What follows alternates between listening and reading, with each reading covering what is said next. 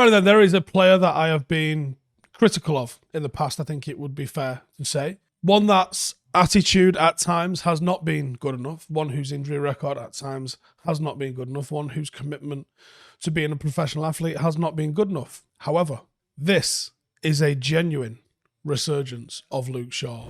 There was a 6-month window a couple of years ago where he did play well, and it was over-egged for some reason. I don't know what quite the reason for the over-egging was. But right now, the level of football Luke Shaw is playing, and not just in his position, being adaptable enough to flip it into a secondary position where he can take out the club captain, an £80 million centre-half, and keep perhaps one of the deadliest forwards in the game quiet in Erling Haaland.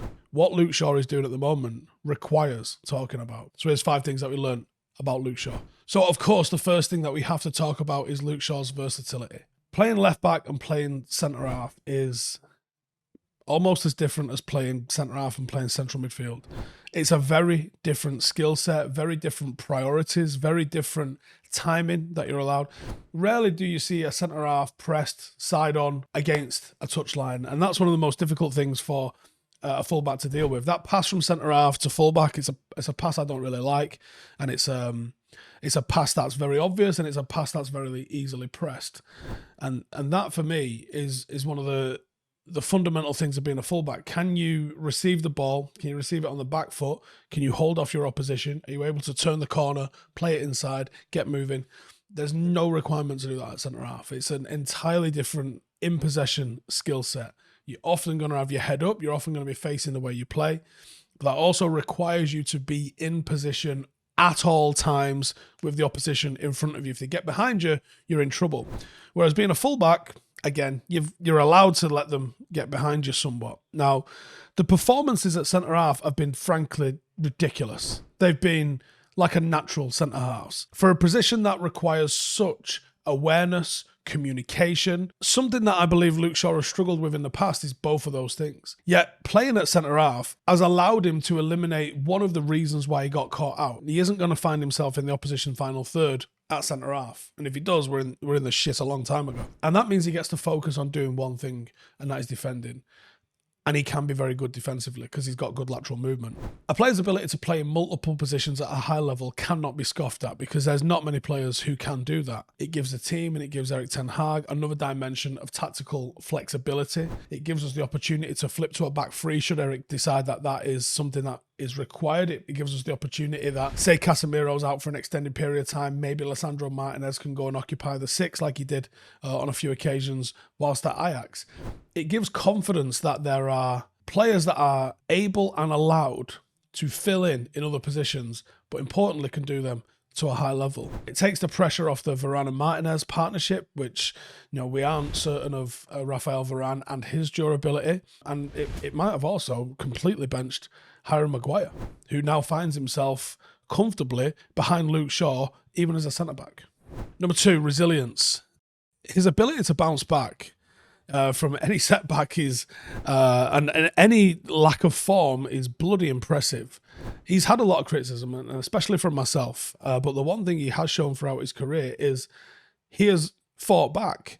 And whether or not I think he's fought back permanent or it feels like a blip before he's going to let you down again, this one feels permanent, whereas the previous ones did feel like we were getting let down again. He has shown the resilience to do that, whether it was from injuries, like we obviously know he suffered horrendous injury, or whether it's from poor form, whether it's the manager's condemnation. Rangnick and Mourinho both really let Luke Shaw know that some of his performances haven't been acceptable. We've seen a ton of left-backs signed to replace him. He might have a very stoic personality, and actually, he might actually have a little bit about him. We don't really see him talk. We don't really see him be vocal on the pitch. But he has shown character, especially with some of the negativity and the setbacks that he's had in his career. I hope this return is permanent. It feels more permanent than some of the bits of form that we've seen from him in the past, and it feels genuine as well. Number 3, growth. It feels like he's beginning to mature on and off the pitch. He is entering his prime years. He was signed very young and for a very lot of money as well. It looks to be more aware of what he does and what his limitations are, and he seems to use the experience of when and what to do to his advantage. We noticed United frequently putting him forward for interviews and post-match interactions. Is he becoming a veteran within the side? Is he becoming a leader? Is he someone that they're trying to make into a leader? Has he finally got it all figured out? Number 4, unproblematic. Luke Shaw has largely been squeaky clean. There were some issues with his weight at times, which seems to be now behind him. I believe his diet, living as a single man, wasn't the greatest. Perhaps now he has got himself a chef, or he's using a meal prep company or whatever it is. It seems like he sorted his diet right out. But I think you'd have to say he's never been someone there's been any talk of being a divisive figure in the changing rooms. He always seems to be a voice of calm and reason with the media. And he seems to be relatively honest in interviews. He seems like he's a pretty well-respected part of the squad. And in a team that had lost its identity and winning culture with signing personalities that don't fit, Luke Shaw has shown to be no diva whatsoever. And he seems at least ready when called upon to play wherever the gaffer asks him to. And number 5, Ten Hag.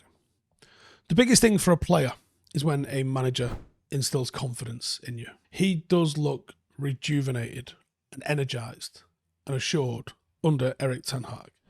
Ten Hag has rewarded Luke Shaw's performances, elevated his game tactically. He's obviously trained him how to play inverted. So we have an inverted version of Luke Shaw. We saw him entering the D at times earlier in the season.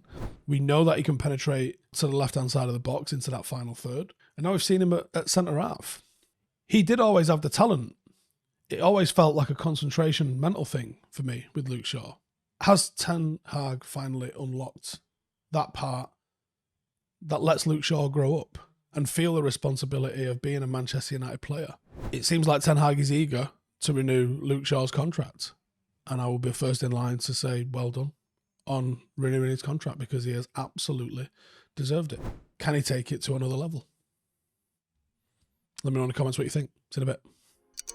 Hey, thank you for watching the video. If you are new around these parts, then don't forget to subscribe. My channel is proudly supported by my community on Patreon.